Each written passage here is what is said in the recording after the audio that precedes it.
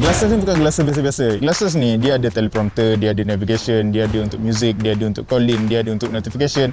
Basically dia ada semua dalam satu. Dan these glasses memang agak pricey a bit, tapi kalau korang jenis yang buat hosting, korang yang jenis memang suka untuk travel and then korang banyak bercakap dengan orang asing dan korang tak tahu pun macam mana nak translate on the spot, so korang just pakai these glasses and then dia akan auto translate korang punya language kepada dia ataupun language dia kepada kita. So basically glasses ni membantu untuk lifestyle, membantu untuk korang yang buat speech ataupun membantu sangat-sangat lah kalau korang as a content creator yang nak baca teleprompter ataupun korang buat speech tapi korang nak baca teleprompter sebab korang susah nak hafal panjang-panjang punya ayat kan.